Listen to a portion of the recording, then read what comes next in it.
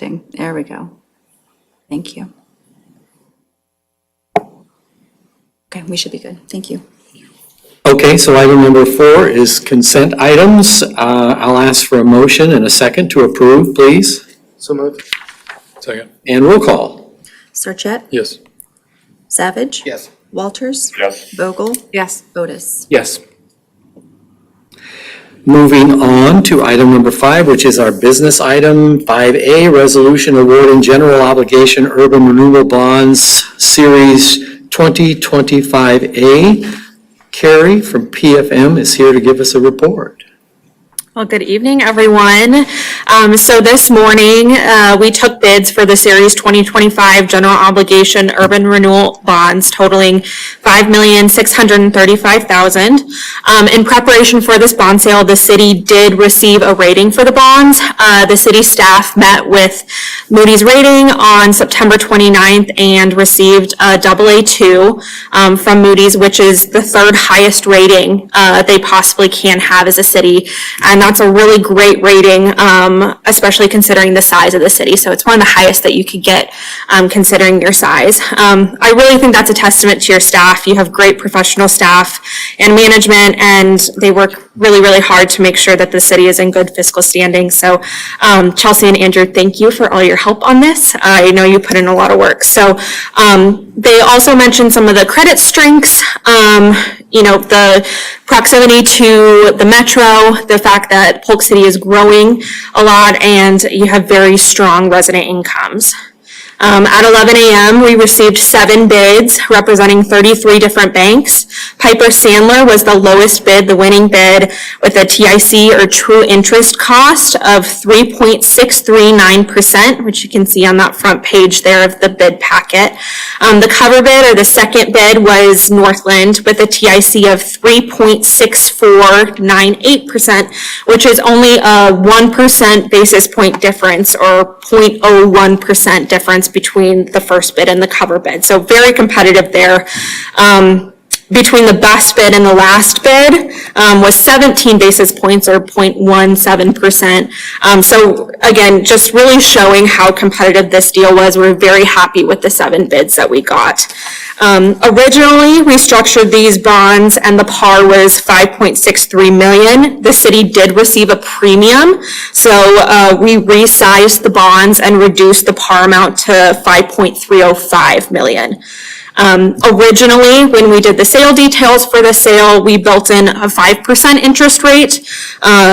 The overall plan of finance after, we sold these bonds today, was about $1.1 million lower than what we had anticipated. That's based on the resize and then also based on the lower TIC that we received.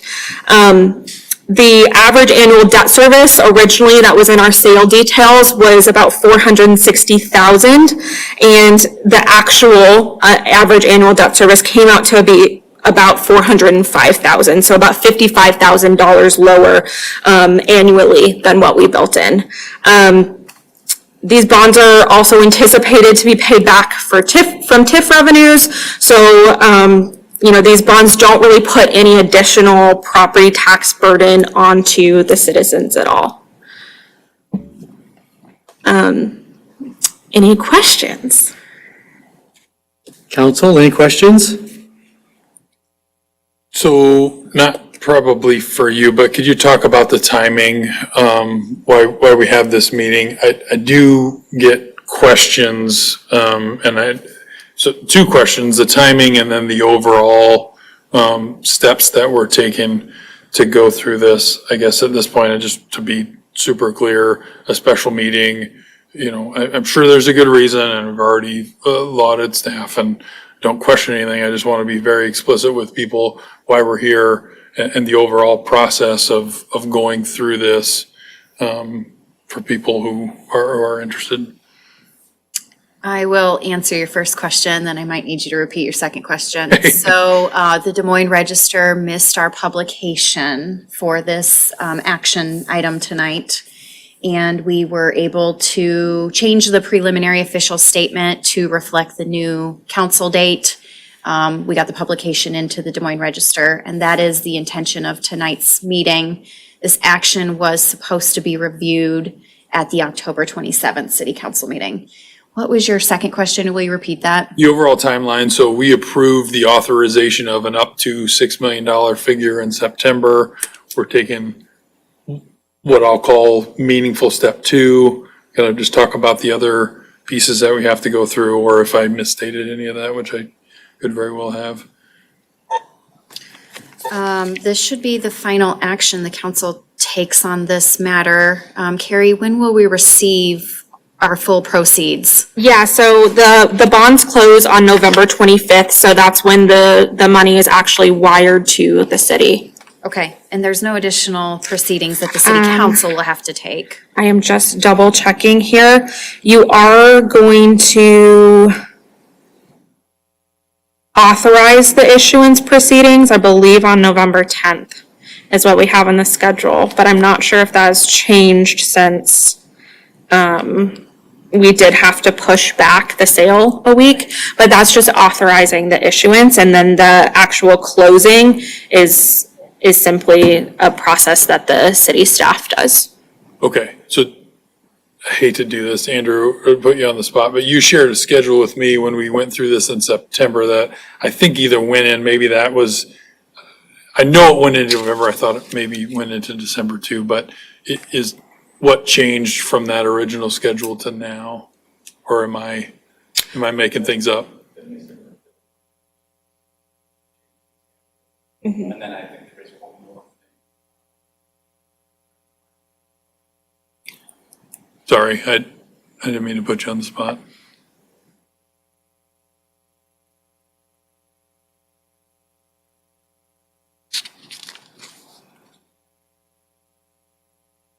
So while he's doing that, I do have some other questions. So we approved an up to $6 million figure. We landed on 5.635, correct?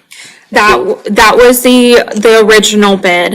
We received a premium, which means you essentially receive extra money based on the coupons and the yields that you get. And the city did not, you still get the full amount of project funds, like you still get the $5.5 million of project funds. But they just released that premium because they don't need that money for additional projects. So the par amount of the bonds is 5.305 million. Okay. Yep. Where is, And so on the bottom sheet here, you'll see the original up top, the 5.635. On the asterisk down at the bottom, it says subsequent to the receipt of bids, the city decreased the aggregate par amount of the bonds to 5.305 million. The result, the purchase price decreased, and then also the TIC decreased as well because you did not receive all that extra premium. okay. And so we'll have to wait for bids to come through for the road and the project work specifically to figure out where, are we at that full amount and then what? Correct. So you'll still receive the 5.5 million on the closing date. However, if you have additional proceeds, how the legal documents are written is that you can use it for kind of a broad range of projects. So essential corporate purpose projects, which means streets, roads, sewer, water, different things like that. So I know we're kind of getting ahead of the bidding process, but the city staff and the municipal advisors, we had decided on that $5.5 million project fund amount for both the regional park project and the street project. Okay, So you'll receive your bond proceeds and then we will bid the project out early 2026 and we'll know what our true costs are. We received a preliminary cost estimate from Snyder and they were estimating a little over $5 million. Is that right, Andrew? It was like close to 5.1 million, including engineering. So preliminary cost estimate looks good, but the closer we get to final design, the better that estimate will be. Do we have any opportunity to return some of these funds and lower our borrowing costs? No. If we don't? Today is, you're making that final decision today. Yeah. The thing is, if you do have additional bond proceeds, the city can always utilize those for other projects. So essentially, if they want to go, you want to go borrow next year, you can decrease that by the amount that you didn't use this year, because the essential corporate purpose, it depends on what the project is, but central corporate purpose kind of covers a lot of those typical big projects like streets, water, sewer, lighting, sidewalks, that type of stuff. Parks, Parks, yeah. improvement part, yeah. So the amount is locked in, the purpose is not. Currently, the purpose, it has to fall under what is in the legal guidelines. Purpose Yeah, definition, yeah. sorry, You- yeah. Just so you know, you could hold a public hearing if you wanted to change the purpose. It can be done. Yeah. So if the city does have additional funding available, that would be an option for the council. Yeah, and that's not what I'm talking about. Given the corporate purpose structure that you outlined, which includes in this case, both roads and parks, we could change more to be the parks, and I'm just, Yep, that's that's correct. so that's the question portion of this, the statement or diatribe, or however you want to call it, portion that now begins for me. I've struggled with the road piece of this, as we talked about, but given what we're approving here, I'm inclined to vote no, and would like to revisit either changing the purpose for some of those, and if I'm the only one, then it doesn't go any farther than this, but just an explanatory statement as to why previously voted no will vote yes tonight, and if nothing changes, we'll probably vote no as it proceeds. I'm very comfortable with the redesign and appreciate the work of the committee to get to as big of a park improvement for $4 million as we can, but had concerns earlier with the road piece, and has also been validated with some questions that I've received and some feedback that I've received on that road piece, and would advocate for, if we're maybe even, I would like to go for, I know we're approving the full dollar amount here, but if we're approving that amount, do more within the park than the road would be my preference. That's what I've heard from folks, and I think, quite honestly, the spirit of the committee that did work in the winter and spring was more aligned to, so. Well, I'm not sure that's true, that the committee that did the work in the spring was more aligned to the park and less aligned to the road. They definitely saw the value in the road piece being done. That's not what I heard, and would love to bring those folks back to clarify that. That's a little bit of frustration that I had, that we didn't include them in the manifestation of the recommendation, to the extent that we're following that was done. So I welcome a clarification there. Yeah, well, I think that's a matter of interpretation. I don't think there'd be any question about that based on my interactions with the committee, but I guess more information can always be provided. I did have a question, though. It's 4 and 2, correct? 4 million for the park project. And 2 for the road. 2 million for the road But the project. 2 has to stay with the road. It doesn't just go into a pot now that says, well, we can spend it any way we want to. When you get the bond proceeds, it's likely going to go into one fund. Oh, it will go into one pot then. It depends on how the accounting's done, but typically goes into one fund, yes. We talked about that in September, and that was one of the reasons why I voted no, is because it made more sense financially to commingle the funds. And if we're saying that as long as it meets the corporate purpose for those usages, we do have that flexibility. So you authorized 2 separate purposes, and then you combined the loan agreements into one loan agreement. So the proceeds will come in as one lump sum amount of money, because the council's previously approved consolidating those agreements together. Okay. Anything from other council members? I guess just a clarification on that then, since we do have not to exceed amounts of that 4 and 2, are we going to have to hold another hearing if we have additional funds for leftover from, say, the road construction coming in under budget? Would we need to hold another hearing to establish the corporate purpose for those bonds, since it would take us over the 4 million parks? If it goes above the not to exceed amount, if you need to borrow for that amount, you do need to hold another hearing.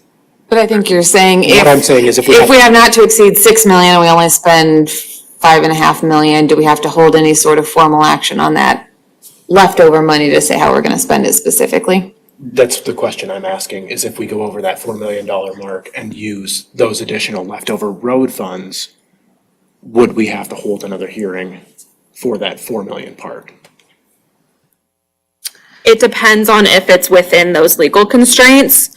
If you have to reallocate the bond proceeds to use it for a different project, you would have to hold a separate hearing for that. But if it's within those essential corporate purposes,